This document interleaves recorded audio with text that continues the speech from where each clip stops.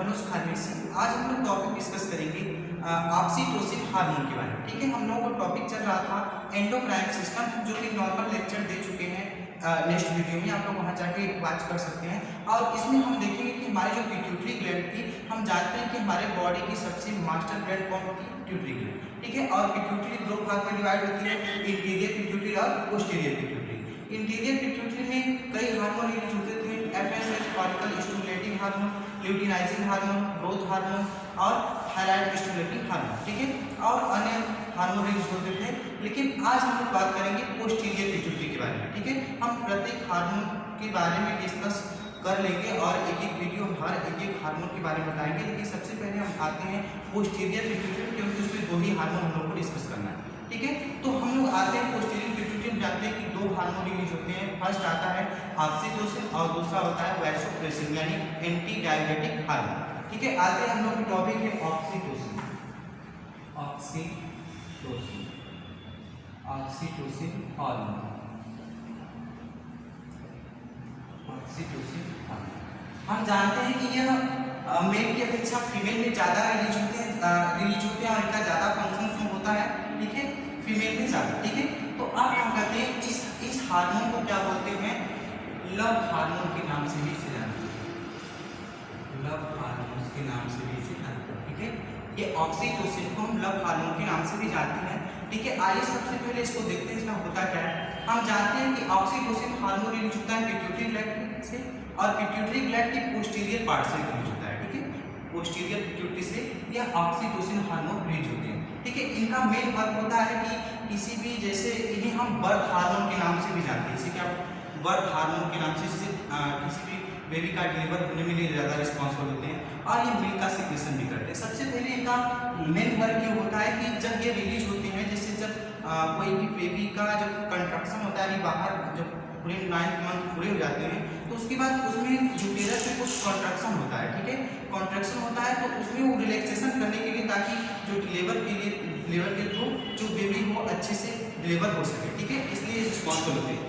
और ये जब हार्मोन रिलीज होते हैं तो जो यूटेरस की वाल होती है थोड़ा सा रिलैक्स हो जाती है, और रिलैक्स होने से आसानी से बच्चे का डिलीवरी हो सकता है। ठीक है, लेकिन इनका दूसरा फंक्शन की बात करें तो वहीं ये दूसरा फंक्शन शो करते हैं कि जब ये बच्चा पूरी तरीके से उसका बर्थ हो जाता है, जन्म हो जाता है, तो क्या होता है कि जब ये रोते हैं तो उस समय भी माँ से मिल्क का सिक्रेशन होता है। ठीक है, इनका कई फंक्शन होता है। जब ये बच्चा कोई बर्थ हुआ अगर हो रहा है तो उसमें क्या होता है कि उसमें से मिल्क का सिक्रेशन होता है। ठीक है, तो ये कई के लिए रिस्पॉन्सिबल होते हैं, और इन्हें लव हार्मोन को इसलिए जानते हैं क्योंकि बच्चे और माँ के बीच में बहुत गहरा संबंध होता है। जबकि जब कोई भी बेबी, जैसे कोई भी बेबी अगर रो रहा होता है तो उस समय मतलब कहीं भी रोगा तो अगर उसमें क्या होगा कि फीमेल में मिल्क का सिक्रेशन हो जाता है आसानी से। ठीक है, और इन्हें ऑक्सीटोसिन यह सबसे इंपॉर्टेंट हार्मोन है। इनका कई वर्क होता है। ठीक है, अगर बाई चांस हम जान लेते हैं कहीं पे कि हालांकि यह एनिमल्स वगैरह में भी सब में रिलीज होते हैं जो ऑक्सीटोसिन होते हैं। जैसे एग्जांपल देते हैं, जैसे अगर कोई एनिमल्स का कोई छोटा बच्चा अगर डेथ हो जाता है तो हम लोग वहाँ पे मतलब अगर उसका बच्चा नहीं, तो हालांकि वो अच्छे से मिल्क का सिक्रेशन नहीं होगा उसके अंदर, तो हम लोग क्या करते हैं उसे इंजेक्शन। ठीक है, इंजेक्शन देते हैं। तो इंजेक्शन में एक्चुअली में वही होता है ऑक्सीटोसिन हार्मोन देते हैं। जब ही ऑक्सीटोसिन हार्मोन उनके अंदर एंटर कराते हैं, यानी इंजेक्शन के थ्रू देते हैं किसी भी एनिमल्स के ऊपर, तो क्या होता है ऑक्सीटोसिन जब रिलीज होना शुरू होगा, जब बॉडी में जाएगा तो मिल्क का सिक्रेशन बहुत जल्दी से कर लेता है। ठीक है, तो कहीं भी अगर किसी भी एनिमल्स में अगर मिल्क के सिक्रेशन के लिए कोई इंजेक्शन दिया जाता है तो एक ऑक्सीटोसिन हार्मोन ही एक्चुअल में वो ऑक्सीटोसिन हार्मोन ही होता है। ठीक है, जो किसी भी मतलब फीमेल में या फिर एनिमल्स में दिया जाता है। ठीक है, तो ऑक्सीटोसिन हार्मोन बहुत इंपॉर्टेंट रोल करता है। ठीक है, तो इनके कई प्रकार हो गए। ठीक है, अब हम लोग नेक्स्ट वीक अगर पोस्टीरियर पिट्यूटरी में दो हार्मोन रिलीज होते थे, ऑक्सीटोसिन ये हो गया और दूसरे नंबर पे आता था ADH यानी एंटी डायरेटिक हार्मोन। अब ये क्या होते हैं?